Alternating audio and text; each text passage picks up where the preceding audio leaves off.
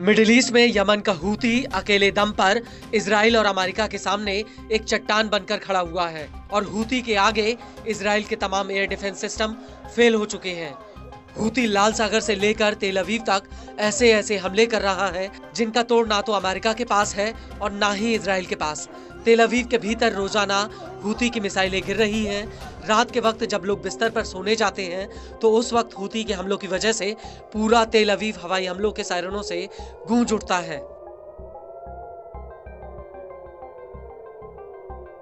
लेकिन ऐसा लगता है कि अब हूती के आगे अमेरिका भी बेबस नजर आ रहा है, क्योंकि हूती के हमलों की वजह से अमेरिका को करोड़ों डॉलर की चपत लग रही है।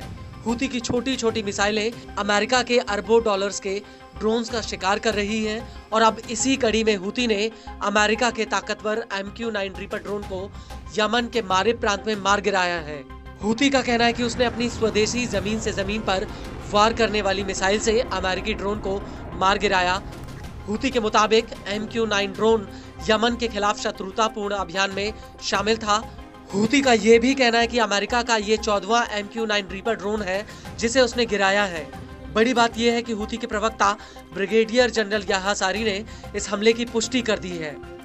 من إسقاط طائرة أمريكية نوع MQ-9 وذلك أثناء قيامها بتنفيذ مهام عدائية في أجواء محافظة مأرب.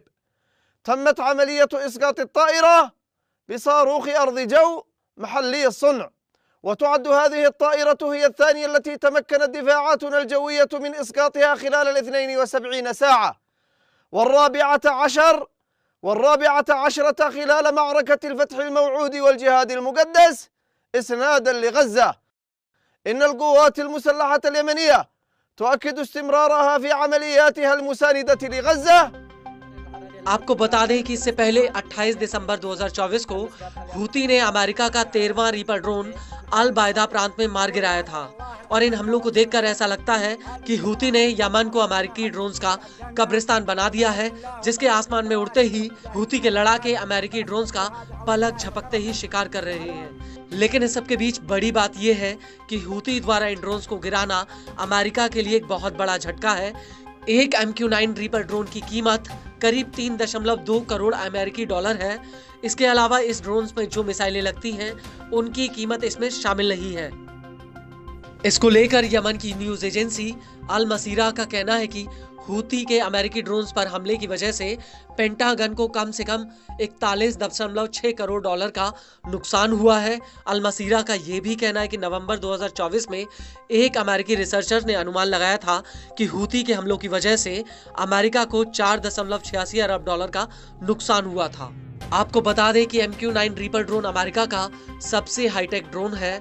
यह ड्रोन हवा में करीब 40 से 45 घंटे तक उड़ान भर सकता है। यह पूरी तरह से रिमोट कंट्रोल से चलता है। रीपर ड्रोन 50,000 फीट की ऊंचाई पर उड़ान भर सकता है। इसकी कुल लंबाई 36.1 फीट है। इसका वजन करीब 2223 किलो है। इस ड्रोन की ऊंचाई 22.6 फीट है और इस ड्रोन के पंखों का आकार 65.7 फीट ऊंचा है। एक्सपर्ट्स के मुताबिक ये ड्रोन कई तरह के मिशन को अंजाम दे सकता है। यह ड्रोन निगरानी और टोही मिशन से लेकर जमीनी टारगेट्स पर हमला कर सकता है। रीपर ड्रोन लेजर गाइडेड मिसाइलों, एडवांस रडार सिस्टम और अन्य विमानों या जमीन पर बने स्टेशंस को डेटा भेजने में सक्षम है। इस ड्रोन में हाई रेजोल्यूशन कैमरे लगे हैं। साथ ही यह 360 डिग्री के रेडियस तक स्कैन कर सकता है।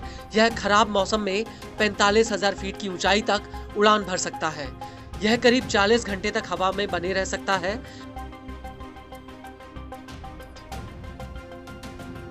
अमेरिका ने इस ड्रोन के जरिए इराक से लेकर अफगानिस्तान में कई बड़े बड़े ऑपरेशंस को अंजाम दिया। अमेरिका ने रीपर ड्रोन से ही इराक की राजधानी बगदाद में 3 जनवरी 2020 को ईरानी सेना के कमांडर कासिम सुलेमानी को ढेर कर दिया था। लेकिन इतना सब कुछ होने के बावजूद अमेरिका के ये ड्रोन हूती की छोटी छोटी मिसाइलों का सामना तक नहीं कर पा रहे।